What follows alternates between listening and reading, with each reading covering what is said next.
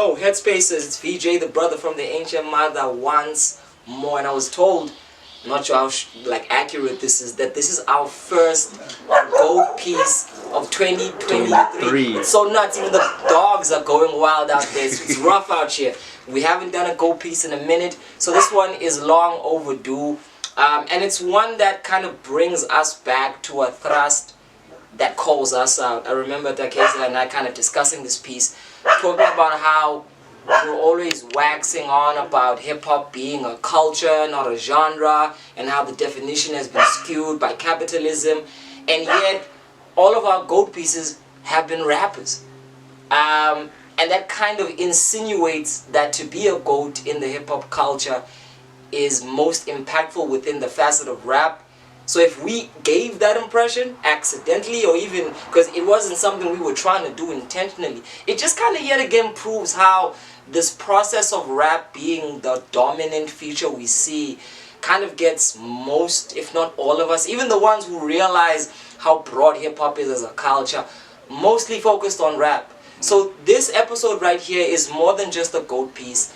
It's hip-hop activism, it's anti-rap activism, I'll argue. Anti-rap because we're so driven to be in the scope of rap music because of its capitalistic functions that we don't understand many of the ways we're playing into a game that's not even for our own benefit. It's being designed by greater white men in suits who want to drive an agenda of where black culture goes. So for a minute, give me the luxury of being anti-rap so that I can be pro-hip-hop. Now the GOAT that I'm talking about here in particular, for the rest of our broader brothers and sisters within the continent, is somebody within the country of South Africa and is a breaker, is a breakdancer. Now, it's beautiful because as I was thinking about this piece, I realized just like on an archetypal, philosophical level, hip-hop can kind of be viewed as a culture that embodies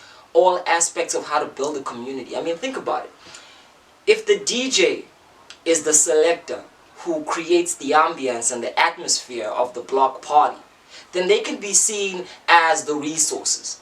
If the breaker is the one who moves and shifts their bodies in directions that determine a spontaneous and skilled creativity, then they could be seen as the actual workforce, the understanding of how to galvanize our bodies on behalf of the struggle.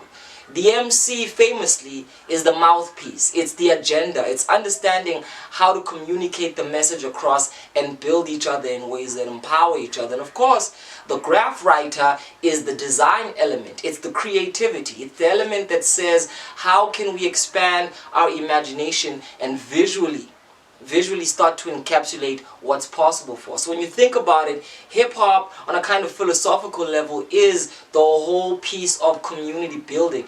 And I guess it's so fitting to focus on the body, because I think with all of this attention on rap, it focuses us on talking too much shit because we're encouraged to think we know even when we don't. We live in a culture that promotes a whole lot of freedom of speech, but at the expense of freedom of reflection.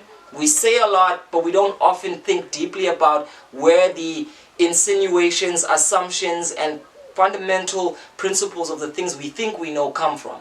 So I just want to celebrate the body. I want to celebrate the idea that we all have bodies. If you're watching this, you are inside of a body, and what that means is that you have the capacity to move in ways that determine where you want to go in terms of your destiny and your ultimate aim. Even if you are physically challenged in some way and might be in a wheelchair, have one leg or one, it doesn't limit the fact that a body is the vessel that translates the immediacy and mediation of where you want to go from point A to point B. And this is just a very important fundamental aspect of what it means to be human. So I want to focus on a practitioner who teaches us that constantly and has been in the history of South African breakdancing a monolithical symbol of how to spread breaking in a direction where it is both culturally significant and a big and viable on a level of economic growth. I want to talk about Gerald James, the famous Mr. Vouks, aka Vouks No Jokes. Now, for all those who are kind of tuned into SA hip-hop culture, you'll know Vouks goes back to the annals of the 90s. We're talking about somebody who was cultivated in that very fertile Cape Townian soil, which bridges all of these aspects of hip-hop. Vouks, who basically started his path officially in 97, as he profiles it, was influenced by a lot of the big movements at that time that were doing hip-hop activism. Black Noise, with Emil reaching out and really going into the communities to help kids, most importantly, understand how hip-hop is not only a tool for kind of capitalistic consumption, but is primarily a community building culture. Obviously, POC right there, front and center, and this is where the climate was set for Vouks to kind of move in to a crew which had already been doing its thing right there in the early 90s. They went by the name of Azani and Flames. You could check them out online. They even kind of dabbled with rap. This was a crew of MCs, breakdancers, graffiti artists, basically hip-hop practitioners who were in the Cape expanding their thing, young people trying to find a way to determine where this art form could go in this particular country. And of course, from that place, he became one of the most fiery of the members, kind of seeing how to chart the course of the breakdancer in ways that could incorporate our own African movements. Now, it's important that in the tradition of b-boying and b-girling, to genderize it just a little bit, there comes the factor of dance and movement as it's expressed culturally. All peoples have a way of performing who they are.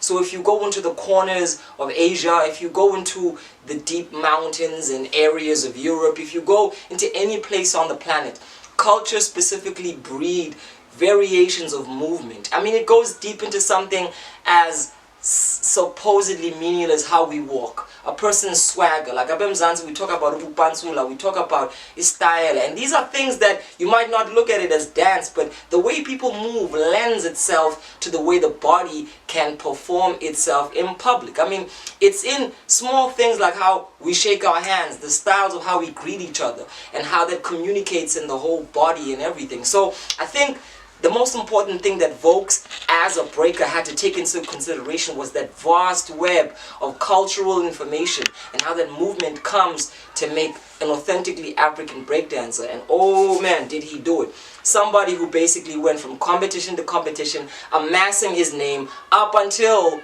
the prophets of the city began to take note, and he was made an official member round about the 2000s, I think officially, if I'm not getting it wrong, about 2002, which was a pivotal point in his career because it was the point where everything he had amassed in the Cape, from being a well-known, proven, skilled breaker, was now about to transcend where South Africa's economic capital is centered. Now, this is a moment where Vouks began to kind of translate himself in the capitalistic window. The question of how does breakdancing find a way to grow in a country like South Africa, where dancing is mostly promoted in this kind of typical classical way of upansula. So we have shows in the classical mold of a chika machika, but it really took long for the kind of genome of dance in South Africa to be expanded to a point where even breakdancing can be seen as a part of an African dancing DNA. And I think Vouks was one of the most important people in that. I mean, for all those who are millennials, you remember how the breakdancers of that time were so voracious in kind of getting themselves out there that they were everywhere, from adverts to endorsement deals to even, remember that kids show Wild Room, where Vouks No Jokes and Versatile were literally staples of the show. They were literally like presenters, and I think that's where a lot of millennial kids got to see hip-hop at play, and we didn't even know it. We didn't realize that through Yo TV we were being fed a little bit of hip-hop through the movement and through the DJing, of course, of DJ Switch. Shout out to him. Now, that was the era where Vouks kind of thought and put himself in the context with Switch of how to kind of corporatize this element, how to take the inevitable business element of saying, look, we gotta eat, we gotta live, but from eating, we gotta take those resources and keep on building. So together they started Wreckage Productions, something that they continued in the tradition of expanding how dancers, not only breakers, but just what has come to be known as hip-hop dancing as a whole, incorporating elements like crump, incorporating elements of contemporary dance into how the mold of dancing in and of itself in the context of street culture can be expanded. So I think Vouks has definitely been somebody who has showed South Africans, if you've been watching, the window into how to take the love of dancing in the context of hip-hop, the love of dancing in the context of hip-hop as a South African, to incorporate the elements of South African movement, to understand how to forge an identity of movement, then to subsequently understand how does this translate into money, and to take that money and build back into the community in ways that are visible, tangible, until this day leave a lasting legacy. So this is somebody whose dancing has been seen across the world. I would be waxing all day and night if I had to literally list all of the accolades. What I am going to do, what are we going to do, is we're going to post links in the description to different videos, kind of tuning you all into who Vouks No Jokes is, the things he's achieved, the videos, so you can see the man in action. What this is a moment to say, in terms of excelling in a space, the 5 principles still apply, in a way. He's not a rapper, but his originality is something he had to find. And once he found that, the technical ability of how to move his own body, again, incorporating the Africanness, the South Africanness, however you want to understand those, but just the idea of how you take movements from your direct locale and incorporate them into who you are. And he also had to filter in how to take something which can be something of a niche and broaden it up to more of mass appeal. And of course, dancing also involves a range of emotions. This is not just robotic movement. You connect with people. So obviously, a level of emotional depth is important to take people from a place that is exciting in ways that will surprise you, but also in ways that will really leave you reeling and wanting more. And of course, somebody has ultimately got to take all of those elements and find a way to straddle the line consistently. So there we go. The 5 principles are not only 5 principles of rapping, they're 5 principles of how the aspect of any discipline, especially if we're talking in the context of hip-hop, can be expanded and can be done in ways that bridge the process where others can see how to improve on the design that currently stands. And if anything, the design set by Vouks No Jokes is advanced, it's authentic, it speaks not only to the country, but to the continent at large. This is somebody with a Pan-African mindset who's taken, again, the culture of the migration, the movement, the nomadic impulse of Africans, even into this whole diasporic element of breaking into the Americas and the narrative of slavery. It's all embedded in our body. This is all information. So, bridging it back to where we started, I hope y'all see how this is important in terms of the way it informs our bodies. We're all using these bodies to get ourselves to places that we feel empower us. We use these bodies for intimacy. We use these bodies for aggression. We use these bodies for expression. We use these bodies for a range of emotions that are there to show the world who we are. And that's exactly why, for a breakdancer, those are not only skills of the trade, those are fundamental understandings of how to really impact people in your art form. So I want to give thanks to Vouks No Jokes, and I want to say, ultimately, if all we can think about is rap when it comes to hip-hop, then it really isn't a joke about moving back to a place of reflection and understanding how we can bring ourselves to this definition of hip-hop as culture at large, so that we can empower ourselves as a community. I think it solves the mystery right there of why community building isn't happening in the context of hip-hop